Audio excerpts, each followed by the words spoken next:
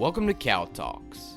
I'm Chris Pravat, Beef Cattle and Forage Commodity Director for the Alabama Farmers Federation. And I am Marcelo Valau, Forage Extension Specialist with the University of Florida. And this is our podcast, where we dive deep into the main topics affecting livestock and forage production in the southeastern United States. From the mainstream media to new technologies straight from our research stations. From cattle prices to international trade. From our pastures and beyond. Join us on this journey as we tackle the main issues affecting our producers and the sustainability of our production system. Welcome to Cow Talks. We're excited to have Chris back now as the Beef Cattle and Forages Commodity Director for the Alabama Farmers Federation. Awesome. Chris, welcome back. I'm excited to have you here at this show and that we can continue collaborating in your new role. In our first episode of Cow Talks, back with Chris, we have a special guest here, my colleague and good friend, Dr. Kim Mullenix. Hey, thank you guys for having me. I really appreciate getting to join the Cow Talks podcast, especially as you guys come back together to get it going for the next season. Want to tell you a little bit about myself. So I'm a beef cattle extension specialist at Auburn University and an associate professor in the Department of Animal Sciences. I do a lot of work with backgrounding and preconditioning systems, looking at forage-based management strategies for beef cattle producers in the Southeast. So excited to be on the podcast today to talk about that topic with you all. Fantastic. So our topic today is preconditioning. Let's start with a simple question. What is preconditioning? So preconditioning is if looking at the next phase of production following cow-calf. So typically we look at this as a stage where we can improve the health status for around 60 days. So we're looking to reduce some sickness, reduce some illness, get them bunk broke, ready for the subsequent levels of production following the cow-calf phase. So potentially moving into the stocker or backgrounding industry, and then those animals have less health risk as they move to further levels of production. Yeah, I think one way to think about it is the beef cattle industry in the United States is segmented into really three major sectors. So we have the cow-calf side, the stocker or backgrounding period, and then the feed yard management phase. So what Chris was kind of introducing us to is that idea of the stocker or backgrounding period. And really, I think most of what we're going to talk about today is the immediate time period post-weaning of those calves or separating them from the cow. And then how do we help them overcome that stress? How do we make more uniform and potentially value-added groups of cattle that ultimately go on to the feed yard and become the beef that we consume? Fantastic. And who should be interested in preconditioning? Really, any cow-calf producer in the Southeast, I think, should be interested in preconditioning. If we can look at ways to use our resources to add value to those calves, then we should be in a good position. As well as stocker operators that are, purchasing high-risk stockyard calves for the most part, or even if they're farm fresh. Those stocker operators are still preconditioning as they start their stockering journey in the Southeast. So I think we'll start it off just thinking a little bit about preconditioning systems and going back to the original reason about why we precondition in terms of looking at going through the major stressors that occur during that weaning phase and trying to reduce sickness. I think as we've looked at studies, you look at that weaning phase and if we do the traditional method of just weaning those calves, sending them directly to a backgrounding or preconditioning or a feed lot in the Southern Plains, in the Midwest, they have really, really bad health situations a lot of times. Just throwing some numbers at it, there's if we take them straight off the cow and ship them to the Midwest, their health costs are about 4 times greater than those calves that we precondition. That's one of the main reasons that gets me excited about preconditioning is just having a healthier animal, not just on our farms, but as we move forward in the system, getting them to a backgrounding yard, getting them to the feedlot, and then finished. they still got a lot of days left before harvest, and I want to make sure that they're healthy, so they can perform well for us and be profitable throughout the entire system. So, Chris, before we get into that, do you want to describe what would be the typical system in terms of what happens after weaning, or how is the Yeah, weaning, and what happens to those animals? Typical system in the southeast yeah. here, Mhm. Alabama, Georgia, Florida. Absolutely. So I think our typical system is, as we think of tradition, it's going to be weaning straight off of the cow. A lot of times, these calves, probably the majority of them, have not been vaccinated. So they would probably be weaned straight off the cow, maybe sorted prior to going to the stockyard. So they're weaned off the cow. They're moved into a cow pen. They're trucked to the stockyard. They go through additional stressors at a stockyard, and then following that, they're going to be purchased by an order buyer and then shipped to um a preconditioning or an order buyer's yard. They'll be worked from there and then probably sent to their next destination, which is probably in the Southern Plains or Midwest. So I think we have a lot of stressful events here that, as we think about stress on the animal, this is what potentially causes those health issues or their higher health expenses. Kim, would you add to that in terms of thinking about the traditional system in the Southeast? Is there anything? Yeah, I think that what you described is exactly right. And what we commonly see whenever we talk about this with our extension agents, something that we like to say is that you think about the calf being weaned on diesel fuel. So that means that they're immediately separated from the cow, loaded onto a trailer, and then taken to be sold. And then when we commingle those animals from different environments, that's what really increases that risk for disease and also their immune system. We have to think about what's going on with that immediate separation from the cow, the stress of that dropping their immunity, and then being commingled with animals from other environments just really increases that susceptibility. So we're interested then in looking at that time period to figure out ways we can minimize those stressors. And ultimately that translates into the production in that preconditioning phase and their performance and health. Yep. So we have the physical stress, we have psychological stress from them being weaned from their dam, and then you also have like just combined anxiety from all these just Right. changes New happening. environment. Yeah, new environment. You're just not in the same system that you spent the first 6, 7, 8, 9 months of these calves' lives. Kim talked a little bit about the immune system there, but our benefit out of this is just reducing that stress load, and trying to get them where they're not going to need those additional expenses in terms of antibiotics, in terms of additional treatments, pulls, labor, and just trying to get them where they're healthy, productive, to move on to those. They're still going to go to those next phases of production in terms of backgrounding in the feedlot, but we want them to, whenever we send them to those environments, where they don't have any health issues. So we've already prevented that. So, what would be the typical process, weaning process, and start the preconditioning on our farms before we send them out? What would be the recommendation, the general recommendation?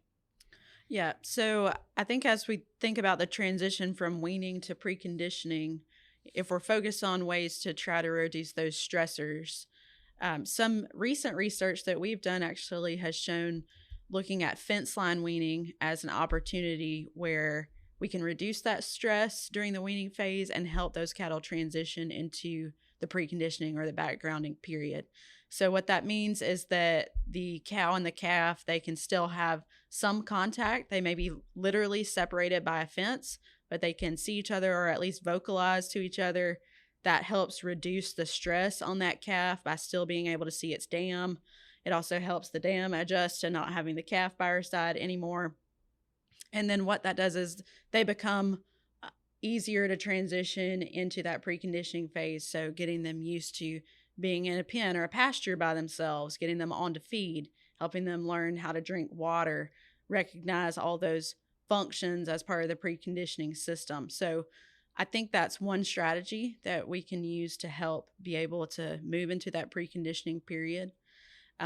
if we look at that kind of compared to the traditional system of if we just abruptly separate that calf from the cow, and then we have those animals that are in a pen, if we're keeping them on our farm, they're going to have a harder transition to be able to overcome that separation.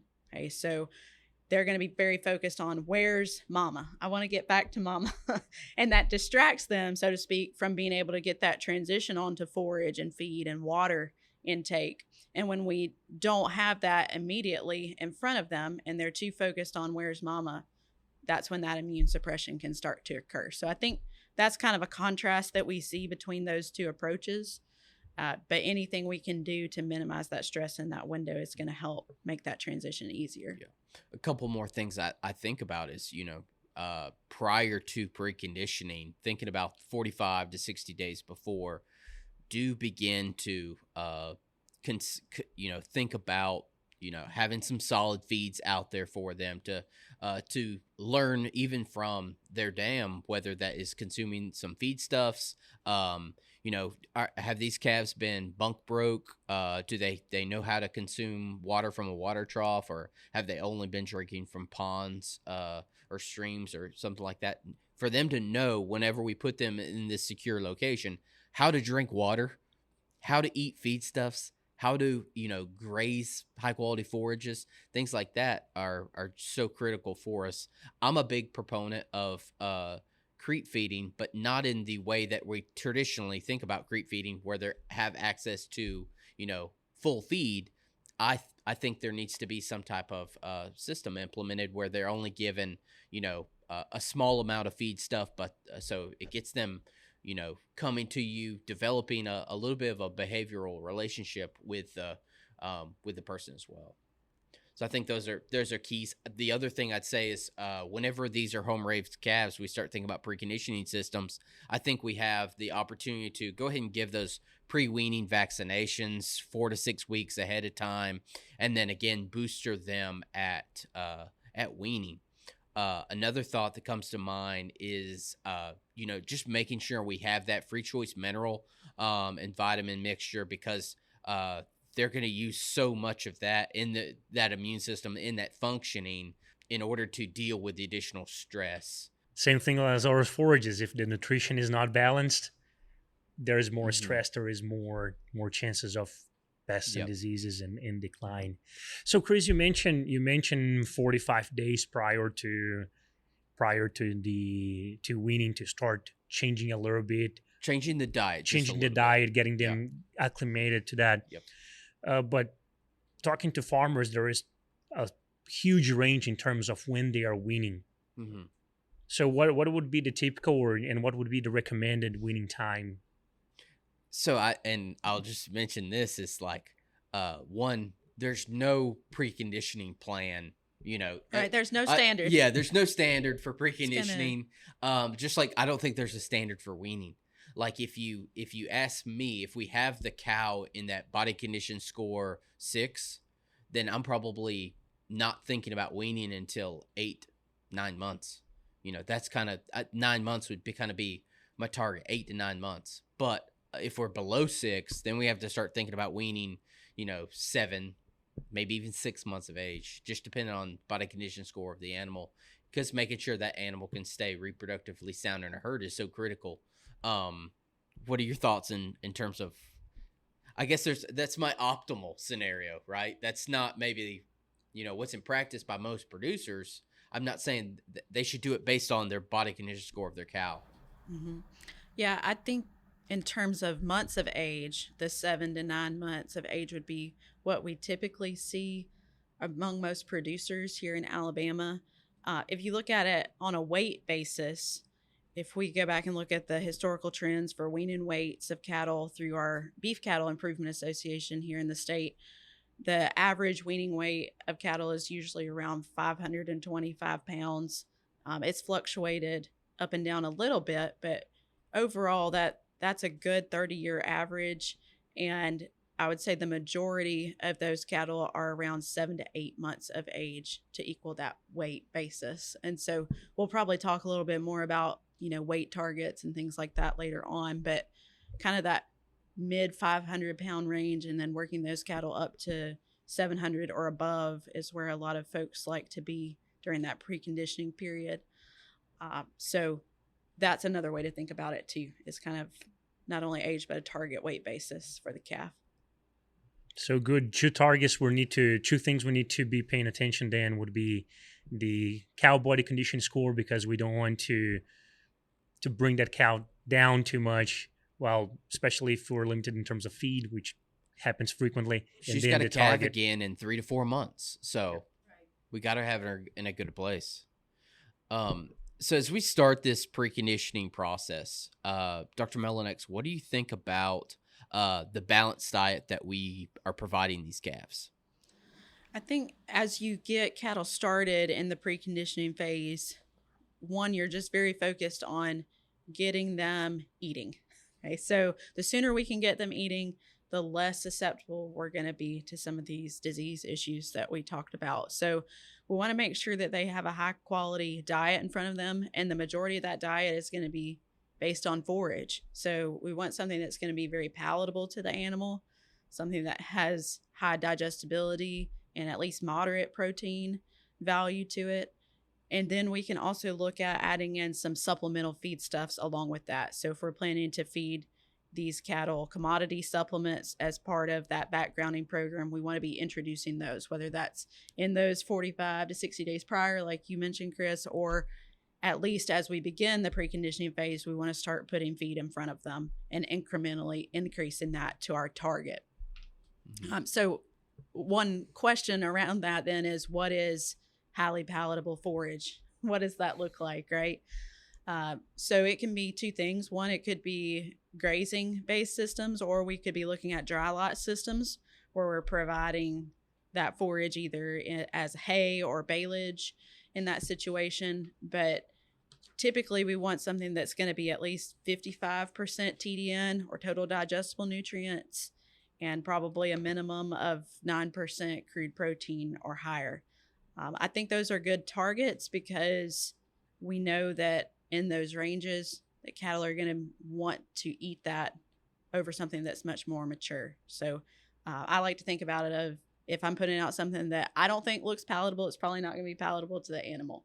And same from the standpoint of your grazing pasture. So want to make sure we have adequate forage, dry matter out there for them to graze. If you walk out into your pasture and it looks like a golf course, and they simply cannot eat enough out there to meet their needs. So just using kind of some practical visuals like that of, one, do I have adequate grazable forage in this pasture for my cattle? Two, does it look like it's going to be something that's palatable to eat? This is something I really like talking to the producers about, because now we're merging both quantity and quality. When we're thinking about the cow, only many times we're thinking about the quantity, that we're thinking about that Bahia grass system and that cow hay in the winter. But now we bring the calf in, the wean calf. Now we need to really pay attention to the quality, and that leads to the timing of the year, because depending on our calving strategy, is we're going to be weaning those animals at certain time of the year, and we need to make sure we're matching that time with when we have the best quality and quantity of forage available. Yeah, and I think that kind of goes for me back to the annuals, because thinking about the annual system, we can plan it. We can, it can be planned in terms of putting those annual forages in for typically when we were going to need them for grazing for this preconditioning period. So Dr. Melinex, I think we've talked about it before, but can you run down just like some positives and negatives of, because I know in some of your studies you've looked at pasture based versus the dry lot preconditioning systems. Sure. Can you give me any traditional thoughts you have on that? Yeah, I think that's a great question. So in a lot of the studies that we've done on preconditioning, we were looking at fall-born calves that were then weaned in the spring of the year, late spring time frame, May. And then we were backgrounding those cattle June through August. Okay, so What grows June through August here in Alabama, Chris? What do you think? Crabgrass, Okay, crabgrass. What else? Bahia grass, Bermuda grass, highly lignified, warm season perennials. You also have you have some potential for medium to high quality warm season annuals like sorghum, Sudan grass, pearl millet. So Right. you have some good stuff, but it's not like the cool season annuals Right. that we wish we were probably preconditioning on. That's right. Yeah. So we've made the shift then from those high quality cool season forages that we were grazing into kind of more moderate to even lower quality, in some cases on the warm season perennial grasses. So we were interested in looking at warm season annual based grazing systems with or without supplementation versus dry lot systems. And in the dry lot systems, we were either feeding Tifton 85 Bermuda grass hay based diet, or looking at using cool season annual baleage. So trying to get some carryover, so to speak, of that high quality cool season forage, but offering that in a dry lot based system. So some things that we saw in our studies looking at the dry lot versus the grazing based systems.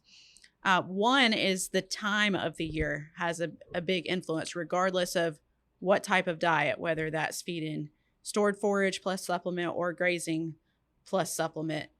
We typically had better gains earlier in the summer than later. So as we push into the August and even September timeframe, in some cases, the effects of our environment, the humidity and the heat, typically set us back in terms of gain. So early in the season, we would be around 2 to 2.5 pounds per day of gain on these calves, and then we may back up to 0.5 pound to 1.5 pounds as kind of the range we would typically see as we move into late summer.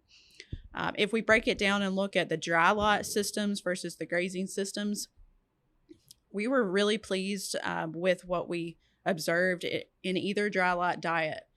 So we were feeding Tifton 85 Bermuda grass hay plus 1% of body weight per day dried distiller's grains. Or our cool season baleage was a mixture of oats, ryegrass, and crimson clover, plus 1% body weight per day dried distiller's grains. So as I mentioned, overall, the average daily gain across a 60-day backgrounding period on either dry lot diet was around 1.75 to 2 pounds per day average daily gain, which we felt like was a good value, particularly for that summer production, like we said. But something important that I feel like we noted whenever we were feeding the baleage in those dry lot systems during the hot months was that you want to make sure that that bale is disappearing within about a 2-day time frame. Okay, so as it sits out in the heat, it's going to start to spoil. It's very palatable to the animals, but if we go much longer than that, then we may have wastage on it. So making sure that your feeding pressure matches getting rid of that baleage quickly, I think, is an important takeaway that we've learned as we tend to start doing more backgrounding with baleage in our diets. So timely feeding, so critical whenever in that dry lot situation. I think one of the things I think about when I think about the pasture versus the dry lot is, I think staying in a very similar environment on the pasture versus the dry lot situation. I understand the benefits of the dry lot in terms of one of the reason a lot of people don't precondition is because they have a set acreage. They've maximized their cow herd and they don't have anywhere to go with their feeder calves. So I think that's just one thing that we have to think about long term on pasture-based preconditioning systems, that we have to allocate and dedicate something to preconditioning. It just slightly jumping here, but I think one of the benefits that we have going forward, if we precondition, we don't have to sell them at 60 days. Right. As feeder calf prices, look what they've done this year. It was every single month. We didn't just make new highs. We made $10 hundredweight jumps. So whenever I think about preconditioning systems, I think we can just take advantage of just being able to put weight gain on the animal, but also put weight gain on at a increasing price in terms of that value of game being very, very high for us in 2023. And I think there'll be another run as we get out there further, because we've talked about it before, just not really much supply out there in terms of feeder calves. No expansion really taking place on the outlook right now. one other thought that comes to mind when I think about pasture based versus dry lot, they typically, the literature would say that dry lot's going to have better gains, controlling that diet, but it's also more expensive gains typically. Whenever I think about anytime we can evaluate, grazing of even summer annuals or summer perennials versus feeding baleage or Bermuda grass hay, the supplement didn't change in any of those rations, but the hay versus grazing is always going to be cheaper for us. So that's just another consideration for us to make. Yeah, grazing in general is cheaper, but I was just thinking here in terms of a scale of risk, because grazing normally is the less risky in terms of market, Mm-hmm. but also grazing, especially when you're doing annual forages, is probably they're riskier in terms of weather conditions, Mm-hmm. things which also you cannot control unless you have irrigation. And we can take a look into what is happening in Alabama now that's very, very dry.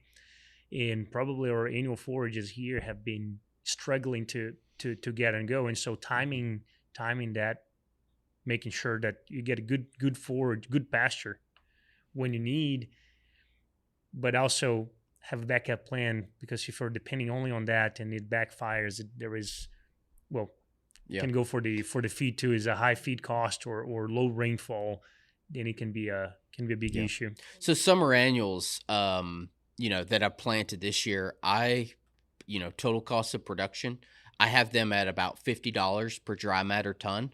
And there's not any feedstuffs or anything of similar quality that's going to be anywhere close to them this year. We have had success because we've had adequate rainfall in my area of the state. So it is about getting them established and getting adequate rainfall on. But even if you throw a really bad drought year in there with summer annuals where you just get a moderate amount of grazing, if you only get a third, you're still at $150 per dry matter ton.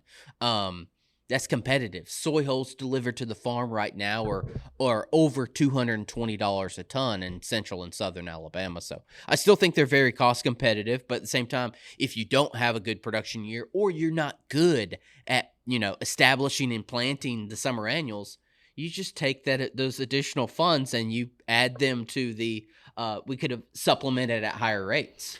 Yeah, and that's actually a point that I wanted to make. And as we've gone out and kind of talked about some of this research data with folks, that was one of the takeaways from producers, is just that, look, the gains may have dropped off for you during this time of year, but I could have afforded to increase my supplement during that period of time to maybe help bump that gain back up to where I want it to be, and or hold those cattle a bit longer to meet the target weight that I want to market at. So I think the grazing gives you some options in terms of being able to fluctuate a little bit. And we can also think about kind of hybridizing these two approaches together. We're talking about dry lot and pasture as two separate things.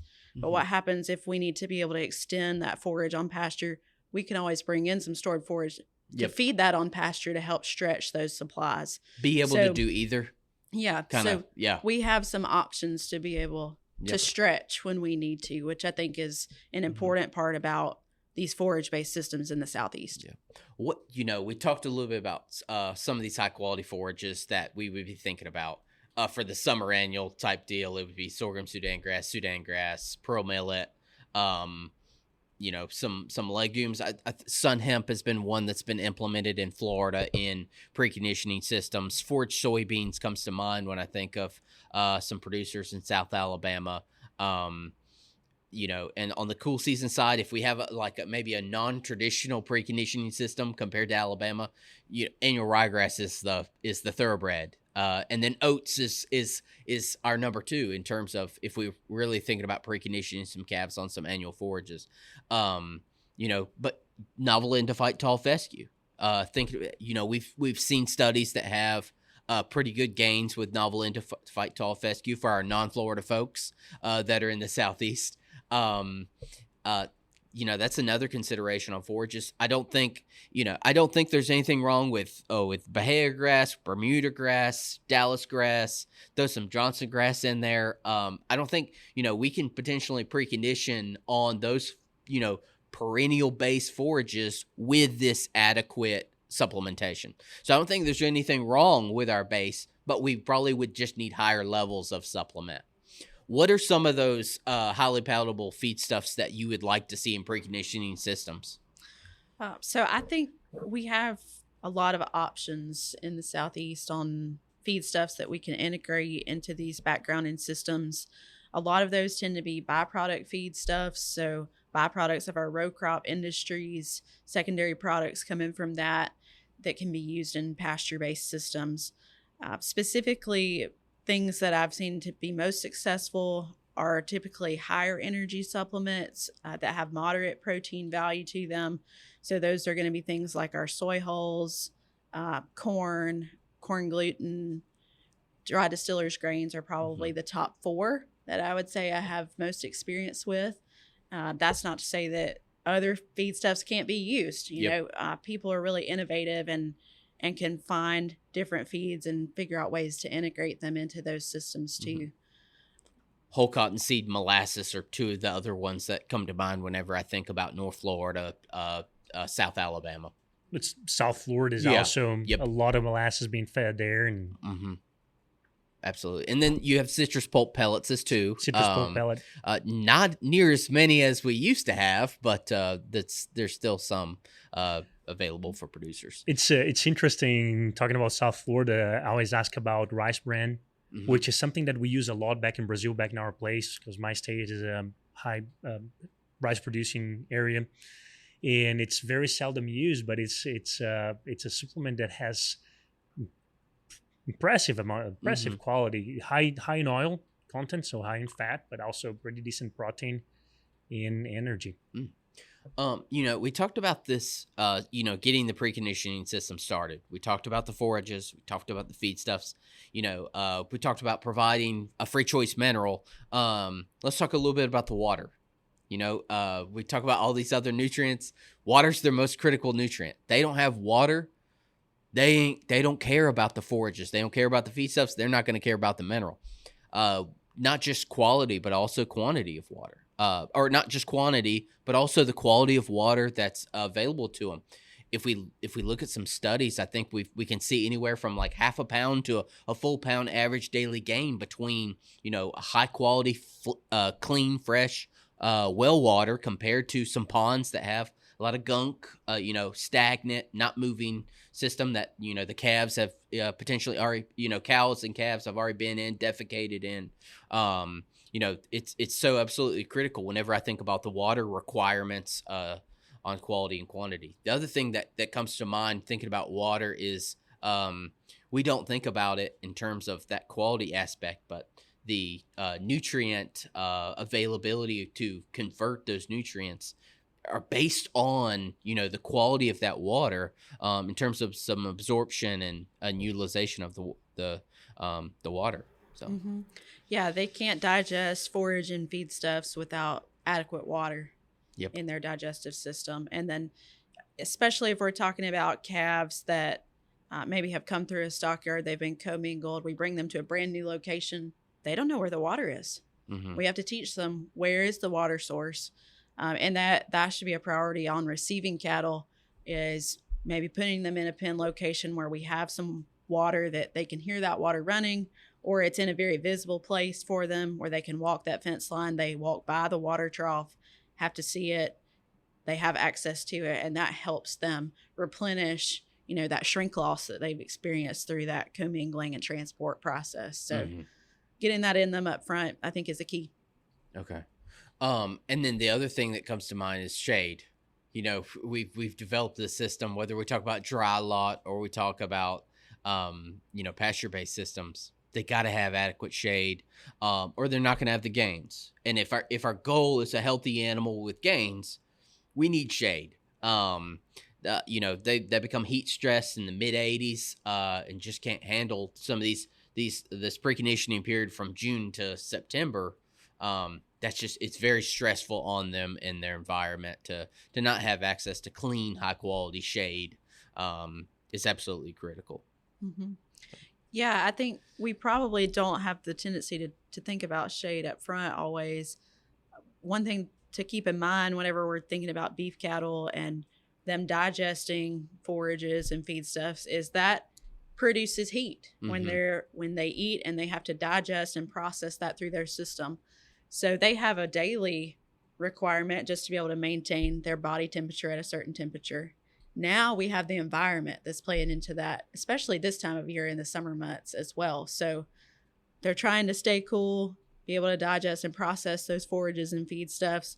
Now we have the outside temperature that's playing a role in that too. So it's kind of twofold, that shade helps them be able to kind of back off of that daily heat from the environment, but still be able to process those forages and feedstuffs and use them efficiently. So as we're looking at our pasture design, that's an important consideration. If we have them in a dry lot, are we bringing in some artificial shade into that? Do we have an area where they can kind of go during the day, or are they out, open in the sun? So whenever I think about these preconditioning systems, we spend so much time thinking about the vaccination protocol, the feedstuffs, the forages. But if we don't have water and we don't have mineral and we don't have shade,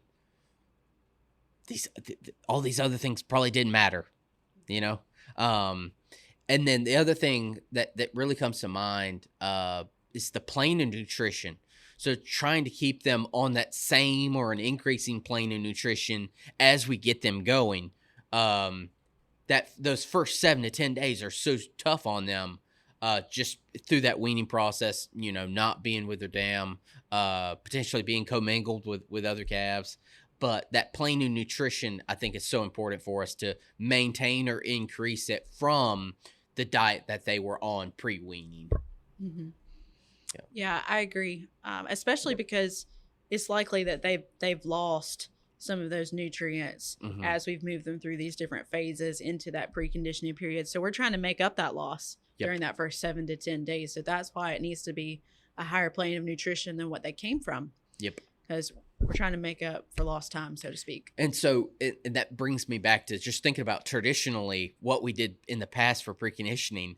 Some people only preconditioned for 14, 21, 28 days. They weren't even, at 14, they weren't even back to where they were at weaning, And then at 28 days, they may have just got back to where they were at weaning. So like the benefit, there may have been some benefit there in terms of, they got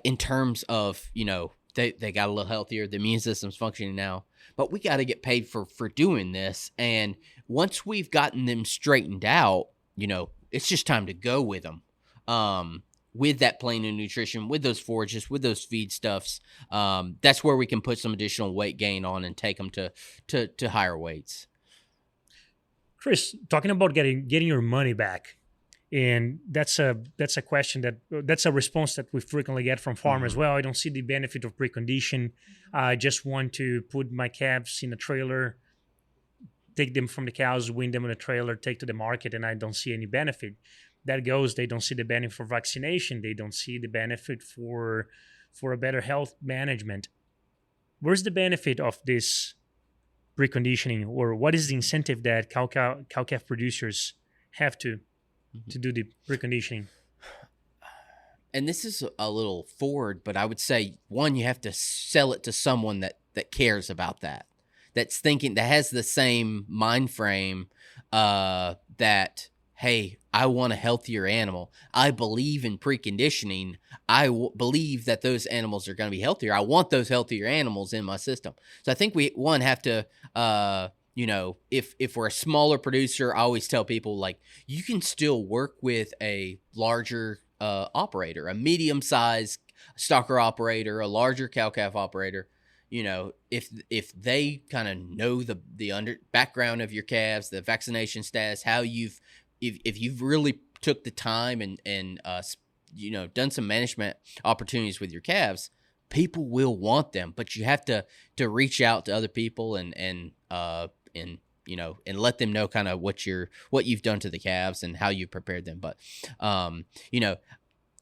to me, like, I actually think there's so many things that we can find literature on, will preconditioning pay, things like that. The the point I was trying to make earlier is there wasn't a calf in 2022.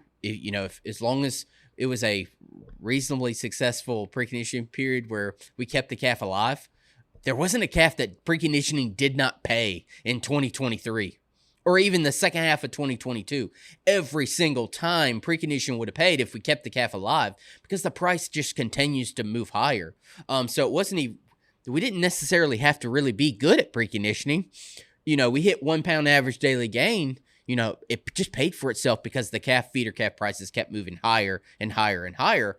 And I think as we continue through the rest of this decade, even as expansion begins, it'll suck supply out. Those heifers won't be in the feedlots. So we still have a reduced supply moving forward. Feeder calves are going to have a lot of demand for them moving forward, and preconditioning should continue to pay for itself. Value of gains are, 225, 250. It's not the price of that they're being sold at. It's the difference between the price that they would potentially be sell at weaning versus the price that they would sell at after preconditioning. So we have to use the equation to calculate value of gain, but the value gain's very high. I can't tell you the last time I think this value of gain is higher than what we saw in 2014, 2015. If I just look at it on feeder cow futures or just a market price report. So I think it pays. I think it pays to, just have healthy animals, take them to where they're feeder cattle now. They're not just feeder calves. Saying all that, obviously, I am still back to the place where if you're a cow-calf producer, you have to have a dedicated area for these animals. You can't just say, I'm going to keep these additional animals on the farm and, just feed them hay. I think with, both of you are very involved looking at hay analysis. There's a lot of hay that's not of adequate quality to precondition, to background. So we have to have the additional acres. So it's important to make that point that preconditioning will pay, but we have to have the high management in order to keep these animals gaining, healthy, and functioning in our system. I think another point on that too, Chris, is you kind of talked about it from the perspective of going forward, and we're marketing those animals and it literally paying for itself. But what if you also think about it of looking back at what does preconditioning tell me about my cows and my cow herd? So if I were to retain those calves and background them based on their performance, based on their health, what does that tell me about the dam and her production? So I can also use that information then to make informed decisions about my cow herd. Who's productive? Am I getting the weaning weights I want? Are they producing and performing in other parts of the chain? So we can think about it from that perspective too, that it tells us something about our management, our genetics of our cows, and are they working for me? Mm-hmm. And, if we go from not preconditioning to preconditioning, I'm asking you to develop new management skills, right?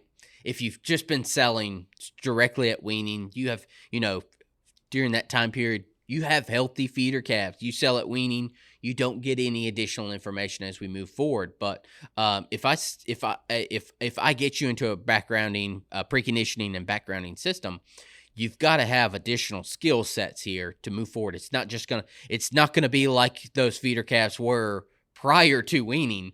We got to start looking for, what's the biggest cost to the beef cattle industry? BRD. So that's it's got to be a consideration. It's got to be something that we're able to put our hands on those calves and make a difference in their health. One of my things as we start preconditioning is daily health checks. So checking these calves every single day. Developing a relationship with them as well. If you develop that relationship with them, you check them every day and you're feeding them every day, you're seeing who has, does someone behaviorally, did they change? Are they sick? Are they the last one to the feed trough? Are they starting to show symptoms of something respiratory, a respiratory illness, and then being prompt to dealing with that respiratory illness? This isn't as simple as checking the cows every couple days.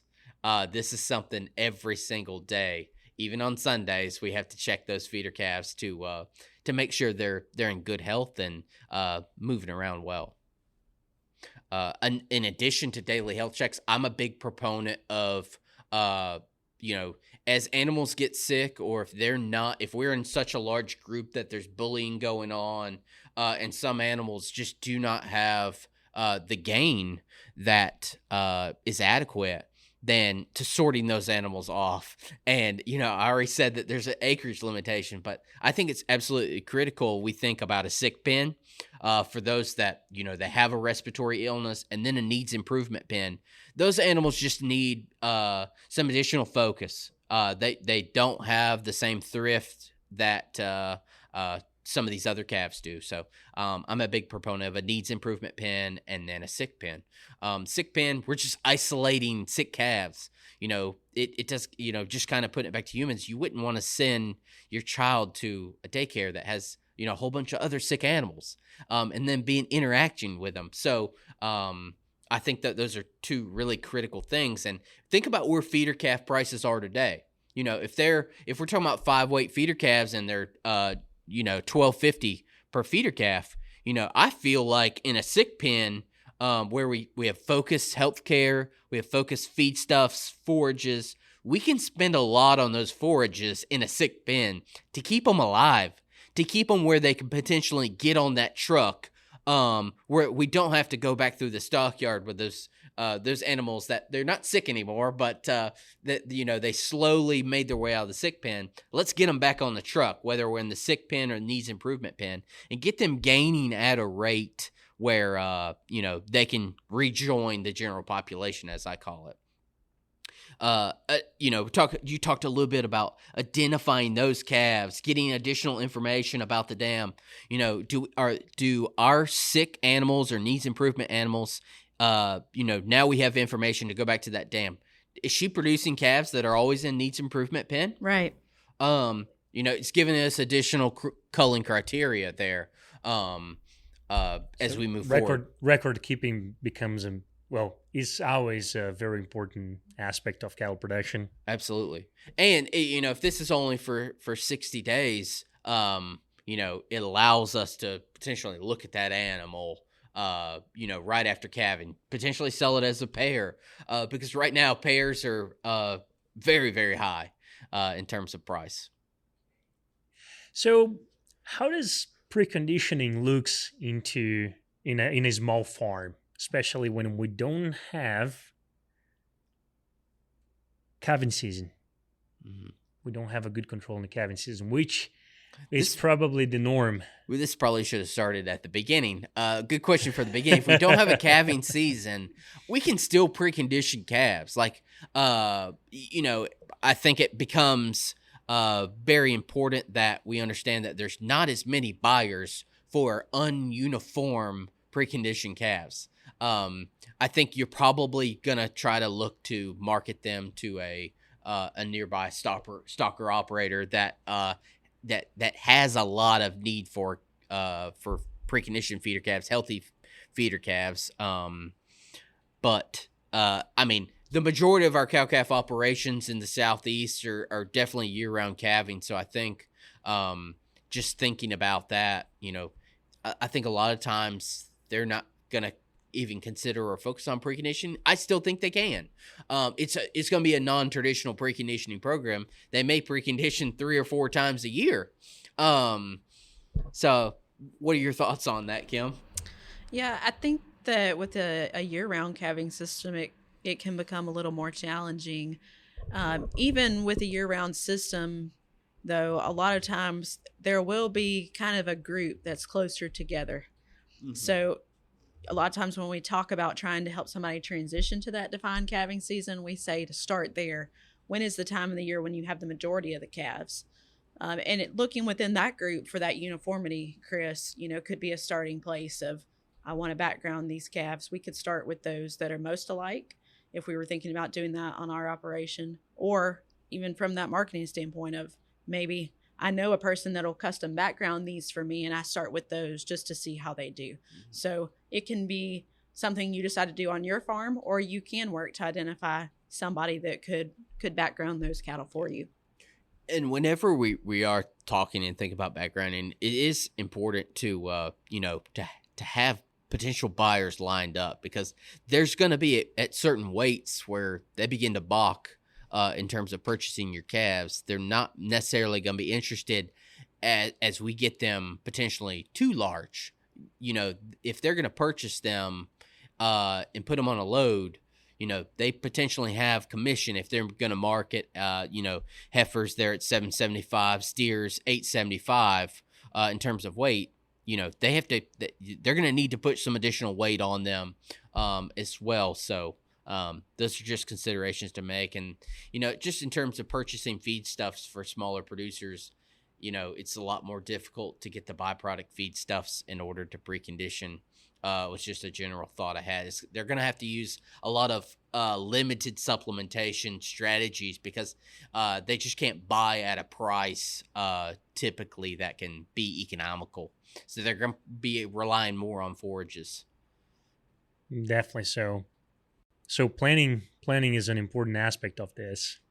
So we've talked a lot about nutrition. We've talked a lot about management and approaches and different strategies. We talked about marketing. We didn't touch much. We mentioned health a little bit, but we didn't touch much on health. And actually, for many people, when we bring the topic preconditioning, they are specifically thinking about the vaccination protocol of those calves, specifically just prior to sending to the shipyards. Can you tell us a little bit about the vaccine protocols that are more recommended for preconditioning? So I would say, as far as vaccines go, you brought up an important point, which is one, whenever we talk about preconditioning or backgrounding, a lot of times that's what people first think about.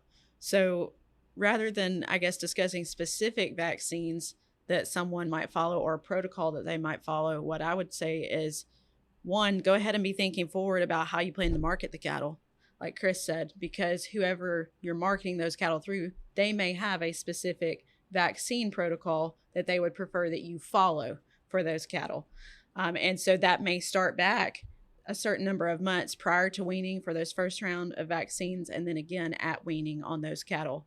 So one would be thinking about marketing. Two would be to discuss with your veterinarian about potential protocols that you could use. What are things within your area or your part of the Southeast that you may need to be vaccinating for specifically?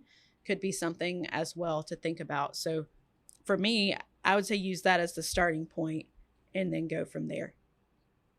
Fantastic.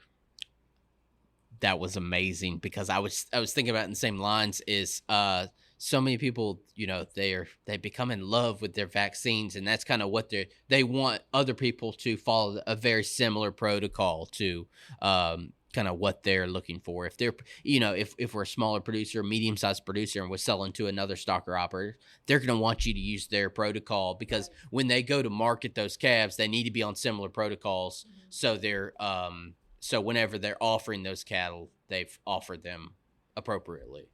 And then the other thing would be is, wean them long enough. I think one of the main reasons the industry has moved from 45 to 60 days is because whenever it was 45 days, there was a lot of calves that were getting on a truck that were only 34, 35 day weaned. So now that if we're in a 60-day protocol, now they're at least 45 days weaned.